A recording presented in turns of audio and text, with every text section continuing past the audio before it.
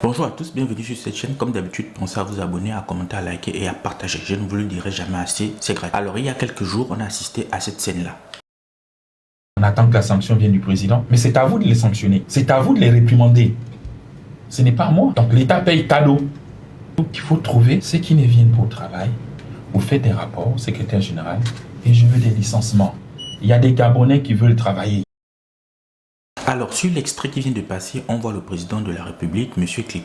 Brice Clotaire Oligui Nguema, qui arrive au ministère de la fonction publique. Et sur les lieux, il constate qu'il y a très peu de monde à 7 h du matin. C'est ainsi qu'il prononce les phrases qu'on a tous ici entendues. C'est-à-dire le fait qu'il constate que l'administration ne fonctionne pas très bien et qu'il y a des choses qui n'avancent pas. Et à ce moment, il dit, si certains ne veulent pas travailler, qu'ils le disent et que si les responsables de l'administration eux-mêmes ne peuvent pas prendre des décisions dans le sens de sévir, lui peut le faire, il peut sévir. Donc finalement, dans cette vidéo, on va essayer de s'interroger pour savoir s'il y a du sabotage dans ici le projet de société du président de la République, c'est-à-dire cette fameuse nouvelle République. Y a-t-il des personnes ici qui sabotent la nouvelle République et qui finalement font en sorte que les propos du président sonnent creux lorsqu'il s'adresse à la population parce que les Gabonais ne croient pas quelque part à ce qui est dit dans la mesure où ils constatent que les actes ne sont pas alliés aux faits. Donc voici ce qu'on va essayer de comprendre dans cette vidéo.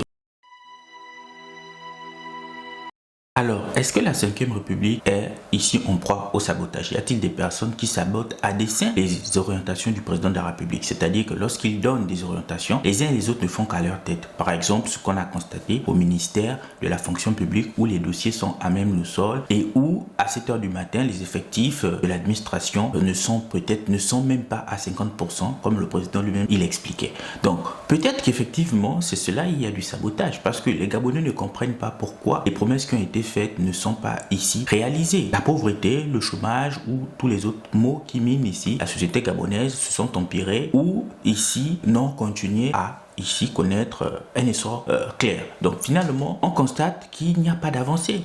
Et c'est peut-être parce que les uns et les autres, du moins ceux qui travaillent aux côtés du président, ne mettent pas en exécution les dispositions ou les orientations qu'il donne. Et ça s'est constaté au ministère de la fonction publique. On constate que ici, les dossiers de beaucoup de Gabonais n'avancent pas. Et c'est ce qui donne l'impression que la décision que le président avait prise d'ouvrir ici les recrutements à la fonction publique n'a pas servi à grand chose, puisque beaucoup de Gabonais constatent que depuis qu'ils ont déposé leur fameux dossier dans divers ministères, rien n'a avancé. Donc pour moi, je partage cette vision. C'est-à-dire qu'il y a les uns et les autres qui sabotent l'action du chef de l'État et qui finalement ne sont là que pour leurs propres intérêts. Derrière, le président a dû sévir, puisque dans le conseil des ministres qui a suivi, on a constaté qu'il y a eu des mesures individuelles qui ont été entérinées à l'encontre des membres de ce ministère, c'est-à-dire le ministère de la fonction publique. Donc il y a du sabotage, et ce sabotage ici fait en sorte que les Gabonais ne croient pas quelque part au discours du président de la République. Donc le président ne pourra pas, dans tous les ministères du Gabon, aller chaque matin pour vérifier qui fait ou qui ne fait pas son travail. Donc quelque part, ça veut dire qu'il y a un agenda qui veut menacer ici le mandat du président de la République.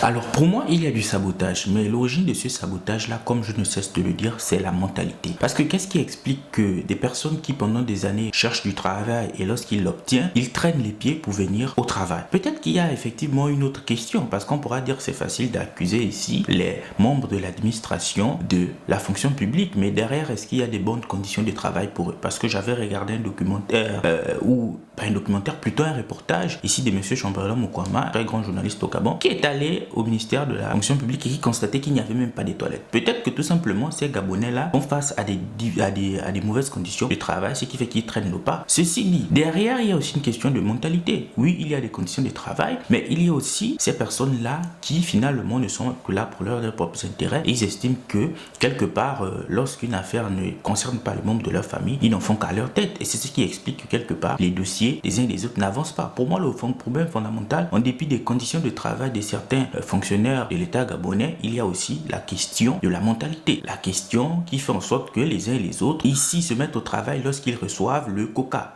J'ai parlé de cette métaphore du coca il y a quelques jours dans ma vidéo. Certains veulent peut-être obtenir de l'argent pour faire avancer un dossier, avoir un quelconque bénéfice pour vous faire en sorte qu'ils soient motivés au travail. Donc pour moi, le sabotage il existe, mais ce sabotage est dû aussi certainement à deux éléments. Déjà peut-être les conditions de travail. Un Gabonais travaille certainement dans des conditions difficiles et ce qui fait qu'ils ne sont pas motivés. 2, il y a aussi la question de la mentalité. Les uns et les autres n'en font qu'à leur tête parce que pour eux, ce qui est important, c'est eux ceux qui gagnent, les membres de leur famille, en tout cas leurs propres intérêts. Donc, merci d'avoir regardé cette vidéo. On se retrouve dans un prochain numéro. Au revoir.